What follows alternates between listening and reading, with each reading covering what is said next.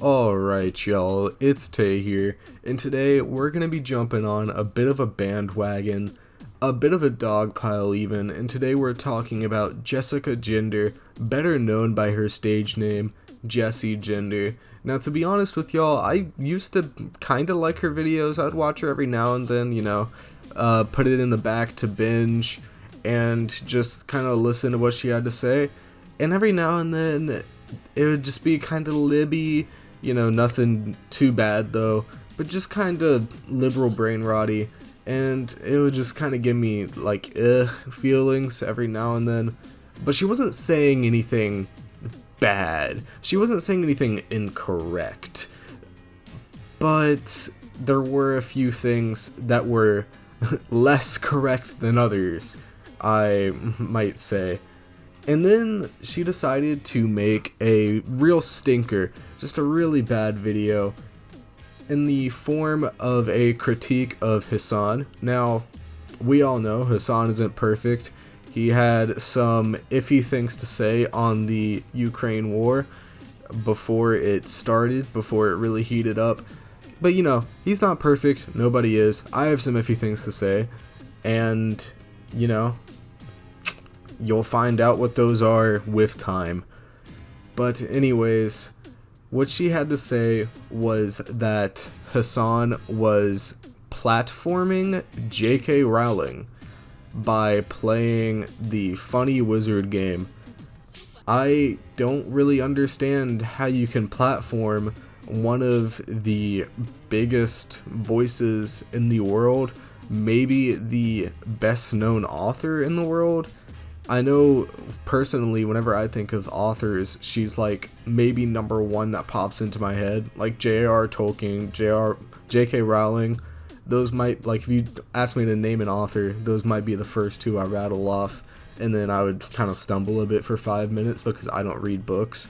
But anyways, that aside, I think it's very self-evident how stupid the argument that Hasan is platforming J.K. Rowling is. Hasan, if you go up to a normal person on the street and you ask them who he is, it's maybe a 90% chance that they've never heard of him, maybe even less than that. But if you go up to a random person on the street and say, hey, who was the author of Harry Potter? It's like a 75% chance they're gonna know J.K. Rowling's name just by, like, their heart, because it's that deeply engraved in them. And, not a lot of people even know that she's been on this tirade of hers. So I guess in that way, it would be maybe platforming, but I would say that if you know who Hasan is, if you know Hasan Piker, there is a 2,000% chance that you know about J.K. Rowling's transphobic riot, and you either are normal and think she's stupid, or you are stupid and agree with her. But I guess that just didn't occur in Jessie's mind when she made this video. And just in case you believe that I am misinterpreting her, or clip chimping and taking her out of context, here is literally the clip where she, in a less concise manner, says that Hasan playing the funny wizard game would be platforming J.K. Rowling. There is an issue. He is a leader for many in many communities, not just the leftist community, but the streamer community and many others, including a leader for many trans people. And I see a lot of folks, including other streamers or even transgender streamers, say, oh, well, if he can play the game, then I can. And then I see other people who look up to those streamers and leaders and say, oh, if they can play it, then I can donate to trans charities and play it myself. But here's the thing.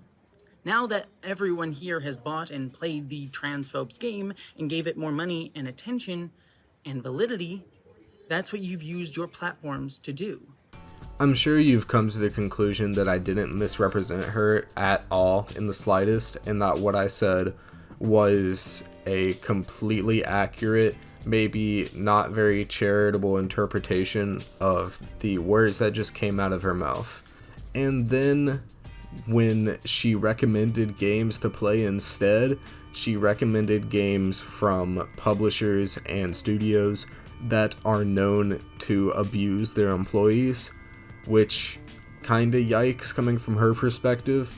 But maybe some of you out there are like, look, those games are awesome, but they're too small. The Wizard game is trending right now and relevant. Twitch will eat that up.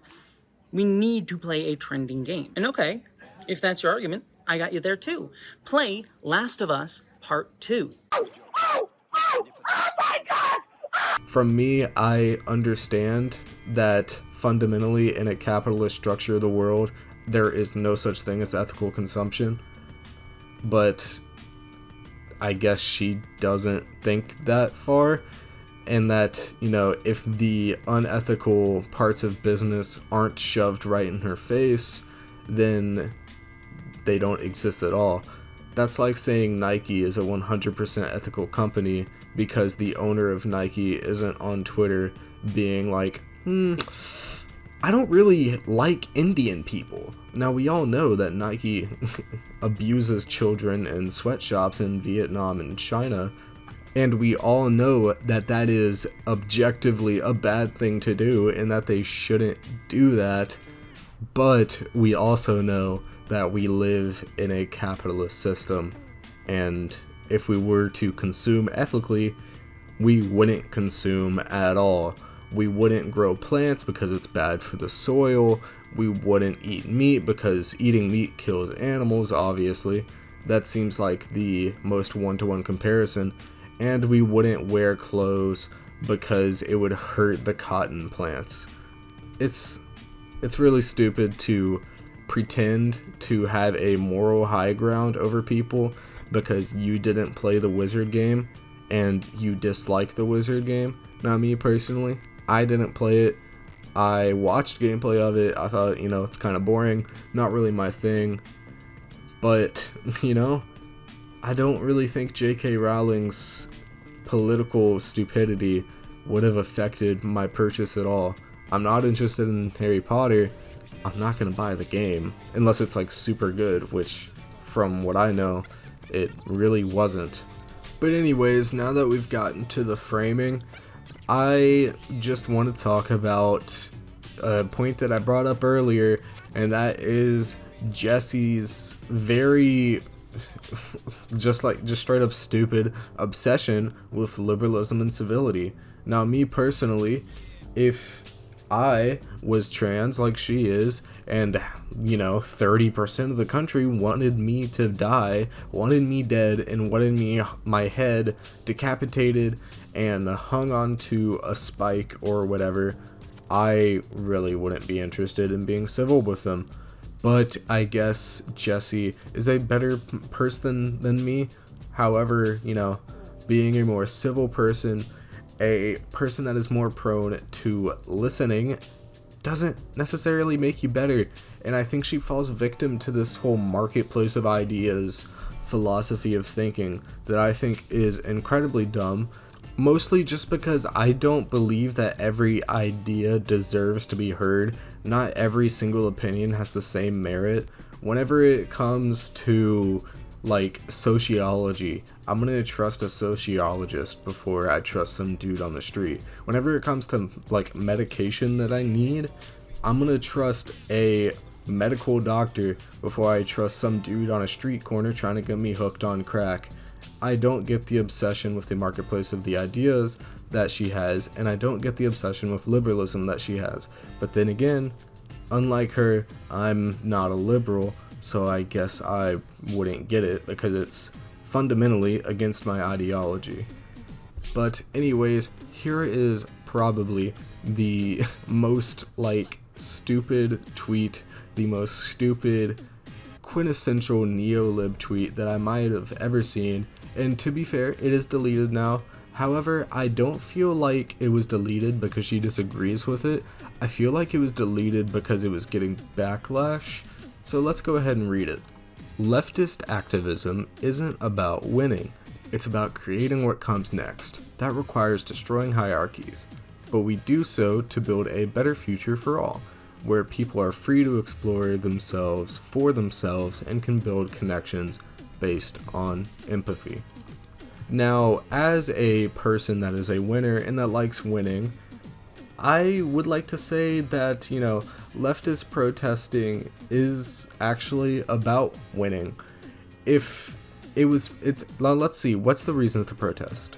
It is to convince people of your ideology, it is to make your ideology known, and it is to threaten. Now, when I say threaten, I don't necessarily mean violently, but threaten your politicians to coincide and respect your opinions and vote alongside your opinions. To me, that sounds like a lot of steps. That sounds like a lot of ways to just say winning. That sounds like just a longer way to say winning. Convincing people of your ideas, that's getting more people behind you. That is swaying the majority. It is taking people into your big tent and making them leave another tent. And, that sounds like winning to me, but I think what Jessie means by this is that being a leftist is a social club, and I think that we see this ideology a lot with these kind of woke, scoldy liberal types, to where leftism isn't actually about furthering your political beliefs, it is about being better than others. And I used to not believe this of Jessie. I used to believe that, when people said this, they were saying it in very bad faith, and that people generally liked to have their ideas be believed by the masses. Because, that's the way I think, and it's the way a lot of people I know think. So, to me, it just makes sense. But hearing it from the horse's mouth, I realize that I was wrong and that they were right. And that these people's obsession with the left as a social club instead of a political movement is actually a real, entirely 100% true thing. And people actually do believe it somehow. Because I honestly don't think they want to win. I think they want to be this sort of resistance forever. And being a constant resistance just isn't sustainable. It isn't realistic. As cool as the aesthetic is, it's just that it's a cool aesthetic. Being the scrappy underdog has to end sometime. And whenever we get the power that we need to make actual change, we're not going to be the scrappy underdog anymore, and we need to abandon that aesthetic. We're going to be the power group, and we need to start acting like it. If we want power, like we do, we want power, because without power, we cannot spread our beliefs. We want that, right, Jessie? We want that to happen. If we want power, we can't keep acting like these scrappy underdogs that nobody believes in. We have to act like an actual, real movement with real power behind it and real people supporting us. And if we act like this, we just forward the narrative that the left is a bunch of lunatics that are all fractured apart and single issue voters that can be swayed by one thing or the other and are always trying to overthrow the Democrat Party, which, to be fair, would be great. But if we forward this, look, it's not good for us. It's not a good look to say that we want to be a minority. You don't want to be a minority when it comes to power. When you're a minority, when it comes to power, that's how the Holocaust happens. And I hate to be that guy, but that is how the Holocaust happened. The Jews and the minorities and the socialists were minorities when it came to power. And guess who the majority of power was? It was Hitler and his cronies. And I hate to be that guy to just bring everything to the Nazis, but it's a fairly obvious parallel, and if you're not making it, I'm gonna do it myself. And then we have the rest of the tweet, which is, the part about creating what comes next, destroying hierarchies, and building a better future for all, where people are free to explore themselves for themselves and build connections based on empathy. Do you know how we do that, Jessie? Do you have an idea how we do that without winning? Because I don't. I know how to do it, and it's called winning. We have to win elections. We have to win culture war issues. We have to win everything. We cannot lose, because if we lose, that is a hole in the wall that will stay there until we decide to patch it up, which hopefully we would ideally patch it up pretty quickly, but with people like her, it's unrealistic, because I guess leftism is just a social aesthetic and not a political belief. Now, when it comes to creating what comes next, that's a very, big term. It's a very, all-encompassing term. I don't really care for it because it's very general, but I'm just gonna assume this means, political and, statecraft and stuff like that. How do you think we would do statecraft and state reform and things of that manner without, having power? And how do we get power? Oh wait, it's like I said before, we get power through winning elections. And, we could also get power through just overthrowing governments, but that is incredibly unrealistic in 2023 when, America has, space missiles that will hit you and make you think that you're like a McDonald's cheeseburger or something. Is that real? Probably. Man, I don't know. America's got some creepy stuff, man.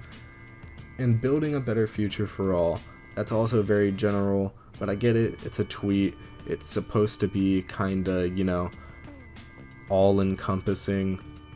Better future for all for these people usually means lowering the living standards for a few in order to lift up everyone else, which is admittedly a net good. That is a net good, to uplift the majority and down the minority. However, me personally, I am kind of an idealist when it comes to this, maybe. I believe that in order to enact socialist reform, and maybe communist reform, and maybe even eventually anarchist reform, that shouldn't come alongside with loss in quality of life, because one, it deters the voter from actually voting these policies in, and then two, I am pro living good. I like living good. I think living good is a good thing, and I want to keep on doing it, and I don't think I have to be willing to sacrifice my standard of living, which is kind of a made-up term, but still, I don't think I should have to sacrifice my standard of living in order to uplift a lower class. I think the lower class should be uplifted, and that's really it. And is this off the backs of billionaires? Hell yes. However, I would argue that you really can't hinder their standard of living due to the amount of money that they have being so incredibly unrealistic that they would never be able to increase or decrease their standards of living by spending it or blowing it or anything like that, is what I would argue in response. And then to round the tweet off in the end, we have the feels good brah type stuff. Really just the kind of, icing on the cake. It's really inoffensive. It's kind of a nothing burger. It just doesn't really mean anything. Free to explore themselves for themselves and build connections based on empathy. That doesn't really mean anything if we're being real here. It's just kind of, buzzwords to make woke scolds feel good about themselves when they do nothing. And, that is a good thing, being able to explore yourself for yourself and build connections based on empathy. I don't think there is a single person in the world who would say that that is a bad thing. However, it kind of just is a meaningless statement due to how agreeable it is, and I feel like having such an agreeable statement at the end of this very stupid tweet is kind of trying to give it unearned credence and unearned sort of authority, saying that, hey, if you disagree with these parts of my tweet, it means that you disagree with self-expression as a whole, and it means you disagree with empathy as a whole, which, you know, is a pretty stupid argument. I think I've said that about 10 times today, but it's a pretty stupid argument to say that disagreeing with any part of this tweet is disagreeing with empathy as a concept. Just saying that out loud is very funny to me, because, you know, the concept of critical support is real and is a thing, and before this whole fiasco, I was a critical supporter of Jessie. I liked Jessie. I thought her videos were generally pretty good. I don't know anything about Star Trek, so I didn't watch those videos, but her political videos were generally alright, until she suddenly decided to say that winning is bad, and that, you know, being in the gulag because you are a trans person is good, actually, as long as you don't win. As long as you don't have any sort of meaningful power, you are good in my book, buddy. I just something about that statement really rubbed me the wrong way. As you can tell, I rambled for about 22 minutes about it. But anyways, I think I've said really all I have to say. I think I'm still gonna watch her videos even after this, because I think her content is generally alright, despite her being very stupid on certain matters, especially like lately. And if she doubles down on being this stupid, I'm not gonna watch her anymore. But for now, I think I'm still gonna consume a little of her content, but that is very subject to change depending on how much of an idiot she decides to be. But anyways, instead of watching her, y'all should watch me instead, because I'm not stupid. I'm actually very smart, and you can tell that because I'm correct. So yeah, this has been about it for today. This has been my longest video yet, so congratulations to me. That's an accomplishment. My throat has seen better days, man. But anyways, that's been about it for today. If you like the video, you know, like it, subscribe, maybe even ring the bell too. Hey, that'd be kind of cool of you, so that you get notified every single time I upload. And I'm planning to upload at least twice or so a week, maybe a little less, maybe a little more, who knows, we'll see. But anyways, I'll see y'all later. Bye. So far, 이건 마치 hell yeah.